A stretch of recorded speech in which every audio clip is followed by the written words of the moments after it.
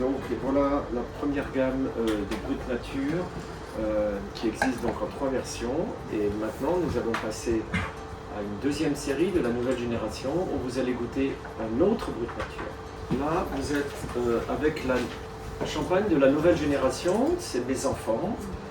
Moi j'ai planté la vigne, on a créé ce concept ensemble de mémoire à Clarivalis, de mémoire à l'histoire de la maison.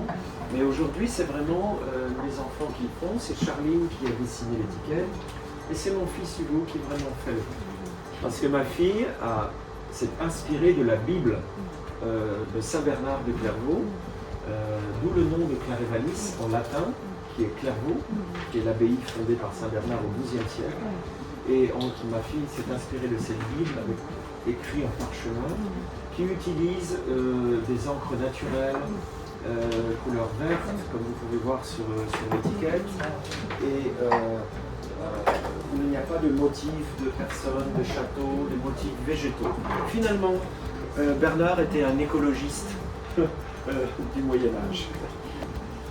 Donc le concept de ce vin, qui est certifié biologique, c'est un brut extra brut, c'est-à-dire qu'il y a quand même une petite liqueur d'expédition qui vient de sucre de canne de la Martinique, parce que nous trouvons que ce sucre est bien meilleur que le sucre de betterave. Donc nous utilisons un sucre premium.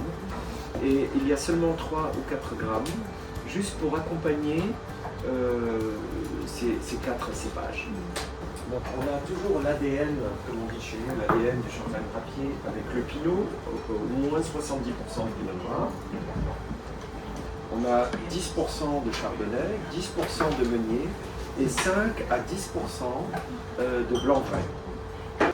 Ce champagne a eu le coup de cœur du meilleur sommelier de France, Emmanuel Perrondet, en 2021. Et il a beaucoup de succès auprès des amateurs de vin nature, pur, mais plus complexe qu'un brut nature 100% pinot noir, puisqu'il y a 4 cépages.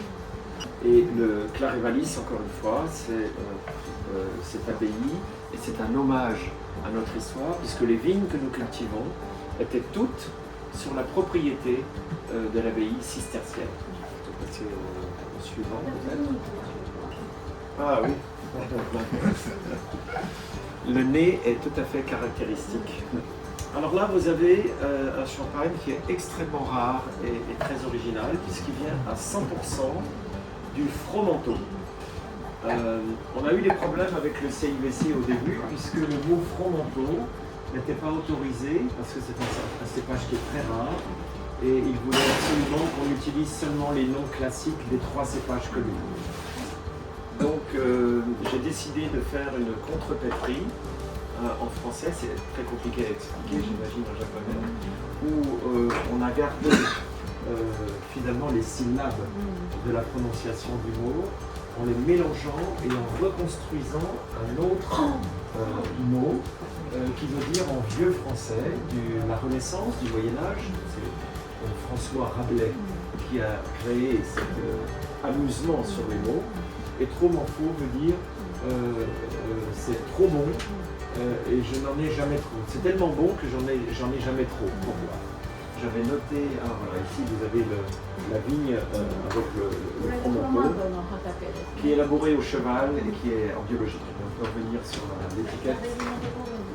Et donc avant c'était André et Michel, mon père et moi, parce que j'avais écrit sur la bouteille que c'était pour moi, c'était du brut nature, c'était pas pour le public. Et elle avait été dégustée par erreur par un sommelier parisien qui avait trouvé ça très bon en 1990 environ, ça fait 30 ans. Et donc on a gardé cette tradition et aujourd'hui c'est moi et mon fils Hugo, nous mettons ce nom parce que ça c'est un travail de moi et de mon fils. Alors là aussi, on a un vin qui n'est pas filtré, qui a des notes un peu d'automne, un peu fumé. On a presque du tabac blond, on a du thé. Ce sont des arômes qui sont très particuliers, qui sont liés vraiment à ce cépage, qui mûrit toujours plus que les autres, qui a plus de sucre. Mais grâce à l'altitude de la vigne, on a aussi une jolie fraîcheur. nous n'avons pas encore 100% de levure drapier, mais progressivement, nous allons étendre. Et on a développé une levure drapier qui s'appelle DFM. C'est du latin, c'est moi qui fais le nom. C'est drapier fermentum meum. Ça veut dire ma levure personnelle drapier. C'est assez. Et cette levure DFM, elle vient des vignes biologiques. Nous avons extrait et en fait c'est un mélange de 3 levures. Nous avons une levure qui commence la fermentation, une levure qui fait l'essentiel de la fermentation et une 3e levure qui termine. Parce que la population de levure n'est pas la même quand elle commence avec beaucoup de sucre et quand à la fin il y a une quantité d'alcool. Donc en réalité, c'est un mélange de 3 levures naturelles qui sont génétiquement parfaitement identifiées et qui sont déposées. C'est-à-dire que nous sommes propriétaires de ces levures, DFM, et nous inoculons maintenant ces levures dans presque toutes nos cuvées. On commence seulement à le faire. Mais en tout cas, tous les Brut Nature et la Grande Cendrée sont inoculés avec cette levure. Alors maintenant, nous passons au rosé lérissé. Là encore, c'est une première mondiale. C'est la première fois qu'un vin de rosé lérissé, qui est une petite commune tout en bas, à la limite de la Bourgogne, peut-être Yosuke peut montrer la carte. Oh, bravo. Bravo. Voilà. Alors le rosé ici. Lérissé. Donc on est vraiment à la limite de la Bourgogne. La Bourgogne est ici. Et ce village d'Hérissé, le seigneur de ce village au XIIIe siècle, oui, en 1300, 1200, oui, XIIIe siècle, c'était Nicolas Rollin, qui était le propriétaire des hospices de Beaune, le seigneur, duc de Bourgogne. Et il a réussi à gagner de la terre sur les Champenois, parce qu'il était le Champenois en guerre. Et donc, ce vignoble a un style très bourguignon, avec des pinots noirs très fins. Et il existe une appellation ici, rosé lérissé de vin tranquille. Et pour la première fois, comme nous avons une vigne ici, une parcelle, nous avons décidé de vinifier cette parcelle de rosé lérissé tranquille en Champagne. Donc, ce vin, il est vraiment, encore une fois, unique. C'est la rencontre de 2 grandes appellations, l'appellation Bourgogne et l'appellation Champagne. Les rissés sont en Champagne depuis 2 siècles maintenant, un peu avant la Révolution française, peut-être 250 ans. Et on a ce nez de pinot noir de Bourgogne, très caractéristique, comme dans la Côte de Nuit, vers peut-être Chambol-Musigny, très léger. Mais on a cette vinification en Champagne avec ces bulles, avec cette fraîcheur et cette acidité. Et l'idée, c'était évidemment de faire ce rosé nature, sans sucre, pour avoir cette expression la plus pure. La différence de vinification avec le rosé nature d'Urville, c'est que là, on a en partie une vendange entière, un peu plus à la bourguignonne, c'est-à-dire qu'on a tout est égrappé côté Brut Nature d'Urville. Ici, il y a une partie qui est vendange entière qui donne avec une macération un peu carbonique qui est un petit peu plus bourguignonne. Environ 30% de non égrappé et 70% égrappé. Et les sols d'Hérissé est un peu différent de Urville. Ici, on a vraiment Jurassique et Méridien supérieur, Grand Cru de Chablis. Ici, c'est plus portlandien, avec plus d'oxyde de fer. C'est un sol qui ressemble plus à Chambertin, par exemple. Alors maintenant, on fait un retour dans le passé avec... c'est pas la nouvelle génération, c'est la vieille génération. Alors, on commence avec la Grande Cendrée, rosée. Celui que vous goûtez n'est pas le 2008, mais le 2010. Alors l'histoire de la Grande Cendrée remonte à 1836, quand un incendie a détruit notre village d'Urville, petit village, et a détruit les forêts aussi sur les coteaux. Et sur un coteau, la cendre, après feu de 20 cm a donné un très bon fertilisant pour la vigne qui a poussé et fait des très beaux raisins. En plus, l'incendie a détruit les parasites, c'est-à-dire la maladie, les champignons, les insectes, et le raisin était magnifique pendant 30 ou 40 ans. La qualité a été exceptionnelle. Et donc ce terroir, en plus, nous avons découvert après l'incendie, en cultivant, en étudiant le sol, qu'il était assez particulier. D'abord, il est exposé à l'est une partie, et c'est là que nous mettons la partie de chardonnay, puisque dans la Grande Cendrée, il y a 45% de chardonnay et 55% de pinot noir. Donc nous mettons le chardonnay plutôt à l'est.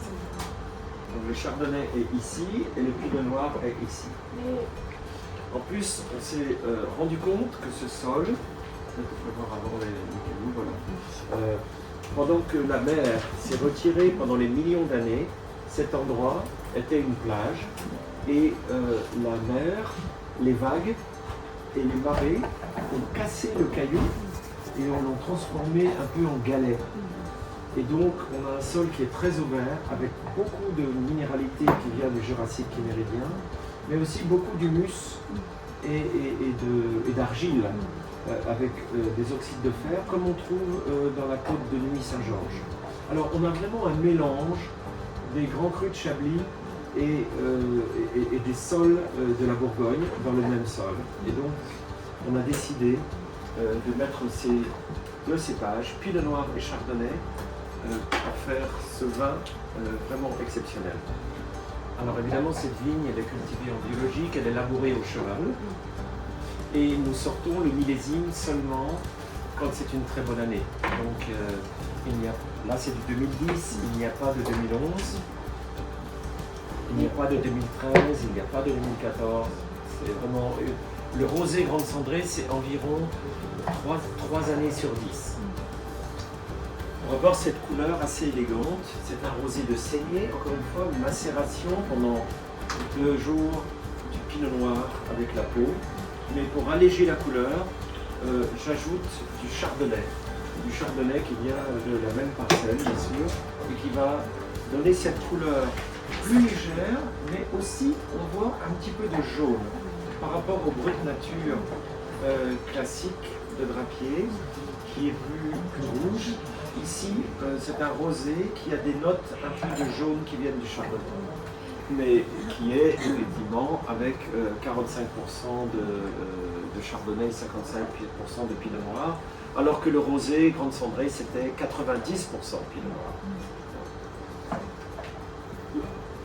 La Grande Cendrée rosée, le premier, c'est 90% de pinot noir environ, et un peu de chardonnay, alors qu'ici, c'est 45 chardonnay, 55 pinot noir. 40% de la Grande Cendrée est gardée environ 12 à 15 mois dans des barriques en chêne, dans des foudres, en chêne de la forêt de Troncé, qui sont les meilleurs chênes du monde, qui sont très denses, très fins, qui ne donnent pas beaucoup de bois, mais qui donnent de la finesse.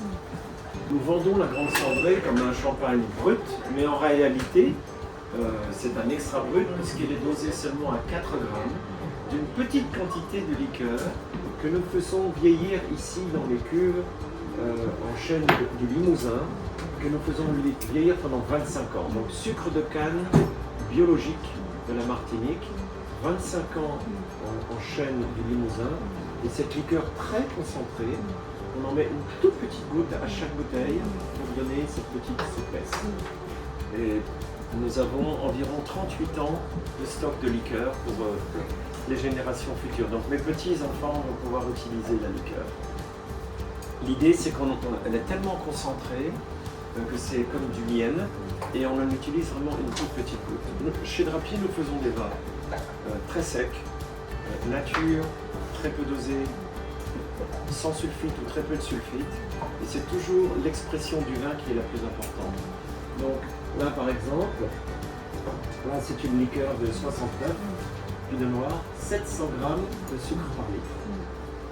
Alors maintenant on peut goûter une Grande Cendrée plus ancienne pour vous montrer que même si nous faisons des vins peu sulfités et très nature, ils peuvent vieillir Très bien. Et cette grande cendrée 2009, elle a donc 13 ans et elle garde toute sa fraîcheur et son élégance. 2009 était une année excellente pour le Pinot Noir qui a donné beaucoup d'expression aux fruits à noyaux comme les cerises, comme les pêches. Et on a une sensation presque de gelée de coin. Je ne sais pas si on connaît le coin ici au Japon. Alors la grande cendrée, c'est le résumé de tout ce que Drapier fait de mieux. Le meilleur terroir, le pinot sur le calcaire, très peu dosé, donc dans la mentalité Drapier extra brute. Nous avons pris notre meilleure bouteille. C'est cette bouteille qui nous a servi d'inspiration pour toute la gamme Drapier. Un verre foncé, un col étroit pour empêcher l'oxydation. Et on montre que les vins peuvent vieillir très longtemps.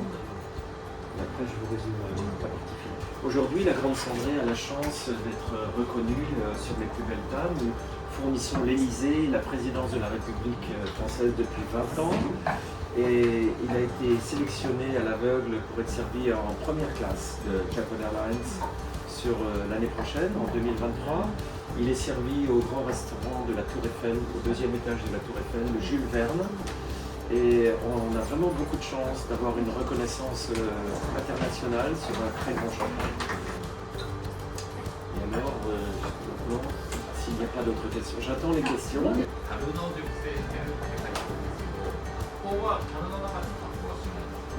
Alors, non, on fait la fermentation malolactique en bois, mais pas la première fermentation alcoolique.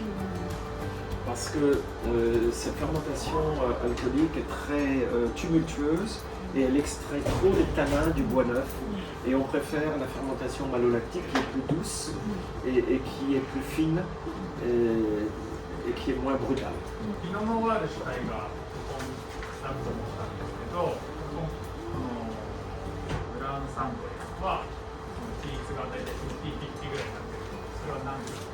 Parce que dans la cuvée de prestige, nous avons voulu donner un vin plus équilibré entre les deux cépages et qui était capable de vieillir très longtemps. Et en plus, l'incendie a découvert par accident ce coteau à l'est qui est très adapté pour le chardonnay.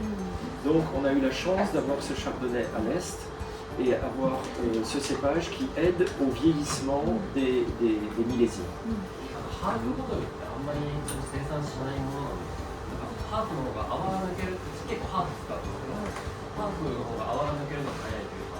Chez Drapier, nous faisons la fermentation dans toutes les tailles, c'est-à-dire de la demi-bouteille jusqu'au Melchizedek. Donc la bulle est aussi fine et aussi persistante. Peut-être en ce moment il y a des problèmes de stock à cause de la pénurie, mais il n'y a pas de raison qu'il y ait moins de demi-bouteille. 2017-18, majorité 18. Mais le dégorgement de Brut Nature Classique, vous avez vu, il est très très jeune, et parce qu'il y a évidemment des problèmes de fourniture, et donc il sera mieux dans quelques semaines. Quand il a quelques semaines de repos, c'est toujours mieux.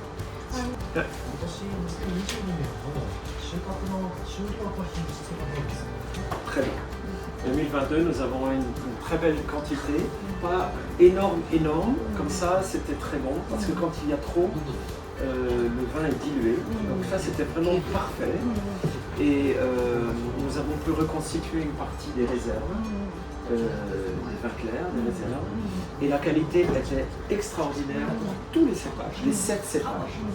Alors, Pinot Noir, Meunier, Chardonnay, Herbane, Petit Meunier, Fromenteau, tout était extraordinaire. 今日はこれで一度締めさせていただいて、個別に質問ある方はぜひ前の方です。